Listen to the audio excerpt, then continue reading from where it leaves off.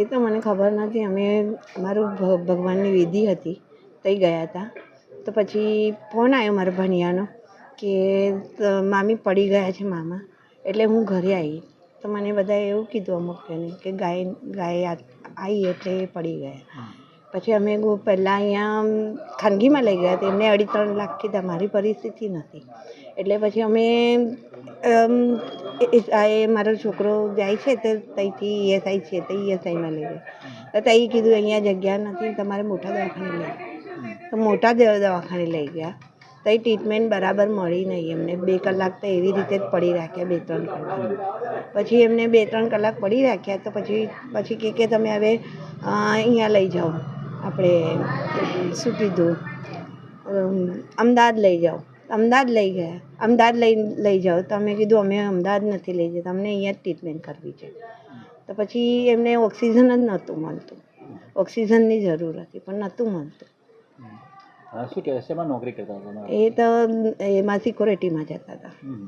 અને છોકરો શું કરે છે? એ આપણે શૈલેષ હોટલ પંપ પર છે છોકરો મારો.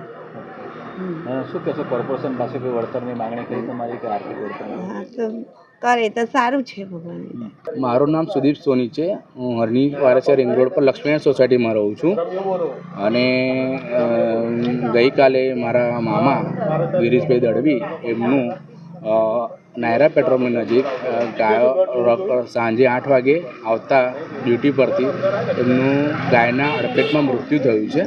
બરાબર છે. અને અમે એક જ રિક્વેસ્ટ કરીએ છીએ કે આ રખડતો ગાયોનો ત્રાસ થોડો દૂર કરો. અને બીજી વસ્તુ છે કે અહીંયા જ્યારે પણ ગાયો પકડવા આવે ત્યારે એમના ભરવાડો દોડાવે છે ગાડીઓ એમની ગાયોને પકડવા માટે. અને એના લીધે પણ ઘણીવાર અહીંયા એક્સિડન્ટ થતા હોય છે, જે કોર્પોરેશન કદી ધ્યાન આપતું નથી. બરાબર કે કોર્પોરેશન પકડવા આવ્યું હોય તો એમને ખબર પડી જાય છે કે ભાઈ આ ગાયો પકડવા આવ્યા છે ને એટલે એ લોકો ગાડીઓ દોડાવે છે. એમાં ઘણીવાર અમે પણ બચ્યા છે એક્સિડન્ટ થતાં. તો આ રીતે ગઈકાલે મૃત્યુ થયું મારા મામાનું. અને મારા એક ઘરના વડીલ કમાવનારા હતા. બરાબર છે. તો હવે અમારા મામી છે એમનું શું, અમારા જે વ્યક્તિ ગયા એના લોસનું શું? તો અમે એક જ રિક્વેસ્ટ કરીએ કોર્પોરેશનને કે એમને થતી કોર્પોરેશન મદદ કરે અને એમના ભવિષ્ય માટે થોડી મદદ થઈ જાય. બીજું તો કશું અમે એક્સપેક્ટેશન રાખતા નથી.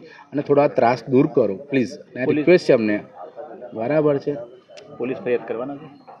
ના, પોલીસ ફરિયાદ પેપરમાં આવ્યું છે બટ એ થયા પછી જ આવ્યું છે. એટલે પોલીસમાં ઓલરેડી ત્યાં અમે એફઆઈઆર કર્યું હતું અને પીએમ પણ કરાયું છે એસએસજીમાંથી. શું નામ આપનું? મારું નામ સુદીપ સોની.